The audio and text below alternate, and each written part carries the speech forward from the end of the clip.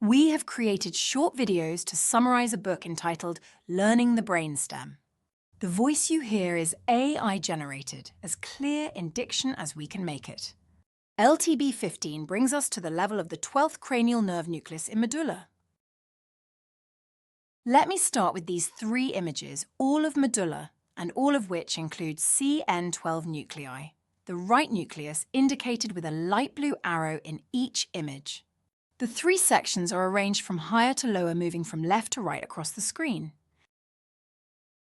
Now I enlarge the same 3 images and again, I indicate right CN12 nucleus with the light blue arrow in each. I also place a grey dot at the midline of the 4th ventricle in each image. I want to draw attention to what the floor of the 4th ventricle looks like if you viewed the ventricular floor from where the grey dot sits. Perhaps most clearly in the lowest image, although I think that you can visualize the same configuration in all 3 images, 3 bumps in the floor appear. They are represented in the lowest image with a light blue dot in right CN12 nucleus, then a pink dot lateral to it, then a 3rd translucent white dot most laterally. Now I enlarge the lowest axial section and I continue to indicate the 3 bumps with blue, pink and white dots moving laterally from the midline. The dark grey dot still sits in the cavity of the 4th ventricle, just above the midline. It only takes 2 points to create a line. Let's use these 2 points, the lateral edge of the 2nd bump and the anatomic blackness that we see as we pass ventrally into the right hemimedulla. Here is the line. If I now extend the line, heading ventrolaterally, the line passes a nuclear structure surrounded by white matter as indicated by the white arrow. The yellow line represents the sulcus limitans, which, in embryological terms, divides basal from LR plates. For our purposes, the sulcus limitans, if we identify where it is correctly, will divide between sensory nuclei lateral and motor nuclei medial to it. Now, with a whole medulla in front of us, with the sulcus limitans shown bilaterally, we can organize our identification of nuclear structures. Remember, motor nuclei will be medial to the sulcus and sensory nuclei will be lateral to the sulcus. The arrows point to CN12 nuclei. CN12 nucleus is a motor nucleus. The arrows point to dorsal motor nuclei of vagus, or CN10. Dorsal motor nucleus of vagus is a motor, which is to say a visceral motor or autonomic, mainly parasympathetic nucleus.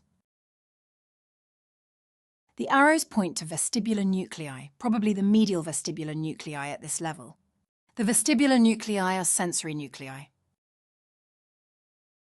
The arrows point to solitary tract and its associated nucleus on either side. Also known as the nucleus tractus solitarius, it is a sensory nucleus associated with cranial nerves 7, 9 and 10. By associated, I mean, for example, that fibers mediating taste from distinct cranial nerves will all pass to the same nucleus, the nucleus tractus solitarius. The nucleus tractus solitarius is the principal visceral sensory nucleus of medulla. It also receives visceral sensory information from the heart, lung and gut. Note a particularity that is relevant as we consider medullary brainstem nuclei especially. For example, incoming taste information from the anterior 2/3 of the tongue may travel through chorda tympani into proximal cranial nerve 7, or facial nerve, but the nuclear destination of that visceral sensory information is nucleus tractus solitarius. Unlike motor nuclei like that of CN4 or 12, for both, the nucleus provides motor innervation directly to a target. The relationship between cranial nerves and nuclei is more complicated for other cranial nerves, especially the facial, glossopharyngeal, and vagus nerves. The arrows point to the descending or spinal tracts of CN5 and their associated nuclei, the spinal nuclei of CN5. The nuclei are sensory. Note that somatic sensory fibers of cranial nerves 7, 9 and 10, all of which innervate small areas of skin in and around the outer ear, will join the spinal trigeminal tract. The arrow points to a cochlear nucleus in right hemimedulla. Due to the angle of the section, we do not visualize the cochlear nuclear complex as well. in the left hemimedulla. Note how the cochlear nuclei drape over the inferior cerebellar peduncle, and the cochlear-nuclear complex is lateral to what we previously identified in LTB 14 as the vestibular triangle, which is the location of vestibular nuclei or subnuclei, which differ based on the level of section.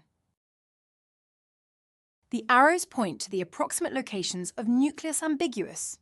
The nucleus is very narrow in vertical space and is roughly 2/3 the way to the lateral extent of a line drawn from the center of CN12 nucleus and the most lateral edge of the inferior olive, as indicated by the white line in the right hemimedulla.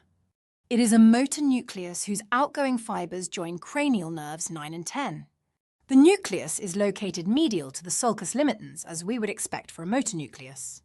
As was true for sensory input in the case of taste, motor output via cranial nerves is determined by the nucleus in question, in this case, the nucleus ambiguus.